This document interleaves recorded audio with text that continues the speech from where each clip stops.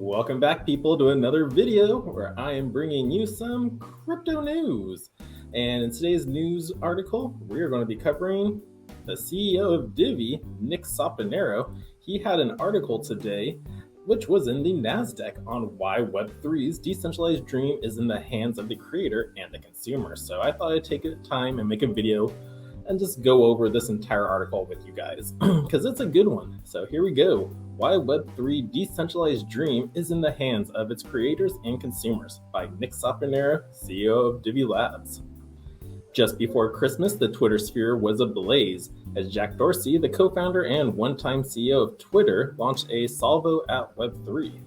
Rather than promise decentralized utopia that puts individual privacy front and center, Dorsey suggested the next iteration of the World Wide Web had already been co-opted by institutional investors who sought to subvert its ideological aims and twist them to their own ends.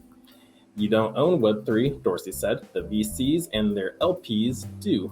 It will never escape their incentives. It's ultimately a centralized entity with a different label. Know what you're getting into. While his statements are quite abroad and feel like they were aimed mostly at the senior execs at VC firm Andreessen Horowitz, a major investor in blockchain technology, there is some truth in what he's saying. There has been and will continue to be large-scale investment into Web3 companies. This comes as no surprise when you consider the fortunes that have already been made from blockchain-based businesses and the staggering financial upside that are forecast to come. Certainly, these institutions will have their own agendas and will want to impose their will in order to generate the highest possible returns. Adherence to selective incentives and a Milton Friedman-driven business philosophy may see the same institutions diverging from the original ideological aims of Web3 developers. After all, for capitalists, ideology is all well and good until it gets in the way of making money. However, in my view, what happens next isn't in the hands of the money men and women. Ultimately, whether Web3 can live up to the decentralized dream of its proponents, or a Dorsey suggests, be controlled by institutional vested interest, will depend on us, Web3's creators and consumers, and here is why. Reality or fantasy. When considering whether Web3 can deliver on its decentralized vision, the first question is true decentralization a fantasy, or is it just something we can make a reality? As with most things, the answer lies somewhere in between. Let's first look at the way decentralized projects are now being funded. Unfortunately, the end of the ICO era and the regulatory crackdown that followed forced the hands of founders to fund their companies via traditional means. This outcome is a result of accredited investor rules, which prohibit anyone with less than $1 million liquid, among the other criteria, to invest in securities or early-stage equity. This rule is painted as a consumer protection, but it's really just a way to ensure the serfs remain in serfdom. Hence, many projects are raising their startup capital with VC funding. I will concede that some projects are grossly overfunded and completely controlled by VCs.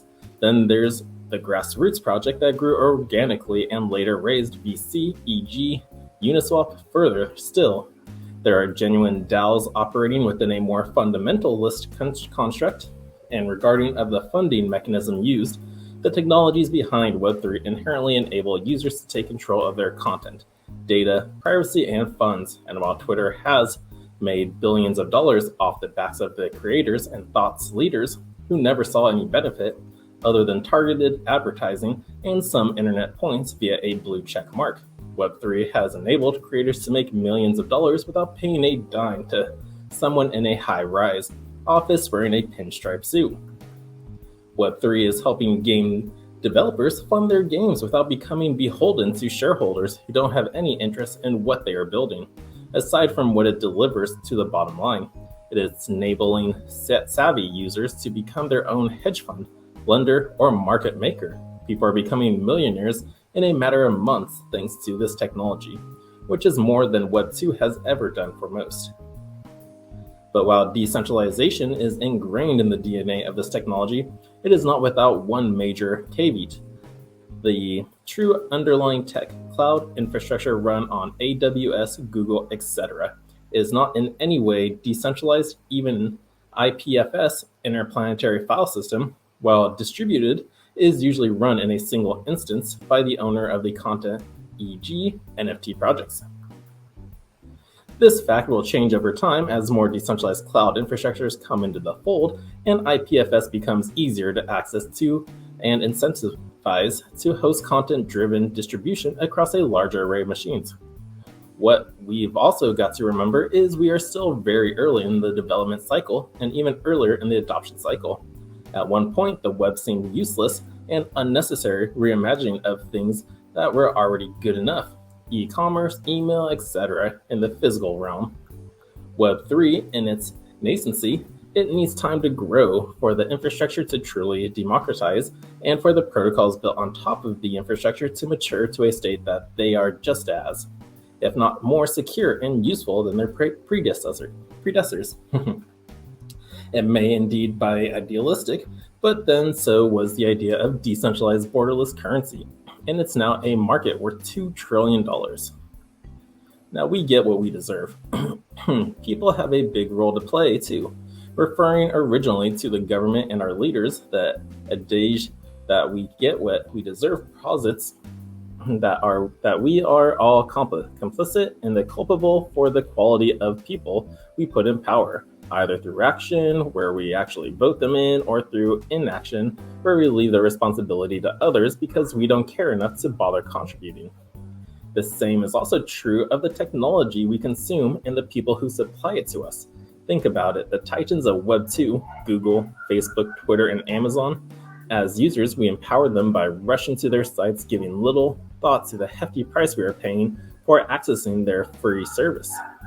Even today, as their influence on us both individually and as a society is laid bare, few give a thought to the loss of privacy that the wholesale farming and selling of our data has wrought, not to mention the way in which the data is used to manipulate our thinking and behavior. The same is also true of the people at the helm of these companies, many who have ceded increasing control to the institutional investors in their drive for growth and unicorn status. As Dorsey himself says, Twitter started as a corporation. It's had a corporate incentive from day one. Now, is history repeating itself? In the end, however, the most important question is, do we want a decentralized future? One where we can move from service to service no matter which sector it's in and safely and securely interact with, without giving up our most precious assets, our personal information, where we are the user and not the product. We are already seeing a huge volume of investments coming into the decentralized landscape, and if we are not careful, history will repeat itself. It will come down to the creators to ensure that their vision is protected. It will be the responsibility of the users to demand services that don't require them to give up control for convenience. Otherwise, what's the point? If we create something new but fail to improve or obviate the oppressive nature of the past, we just recreate the old world with all of its flaws and new oppressors at the forefront. We leave it open to the same abuse and manipulations. So, what an article. It's so true. We're creating a whole new web series, and yeah, we gotta be cautious of who we put in. Are we going to let the Dorseys, Zuckerbergs, Google executives all just redo what they've been doing all along? But no. Oh man, about this author, Nick Saponaro is the co-founder and CEO of the Divi Project, a decentralized payment ecosystem that's on a mission to improve people's lives by making crypto easy and accelerating its mainstream adoption. A dedicated proponent of the founding principle of the crypto movement, Nick is working toward the delivery of a new paradigm for financial services, one that's truly decentralized, accessible to all, and works for everyone. So, that is Nick. But yeah, that's a bravo, Nick, for that wonderful article. Hope you guys like this article. If you want to read it yourself, I'll leave a link down below for you. And right now, I gotta go to a Crypto World Zoom meeting. So I will see you guys soon. Until the next video, Crypto Sherpa is out.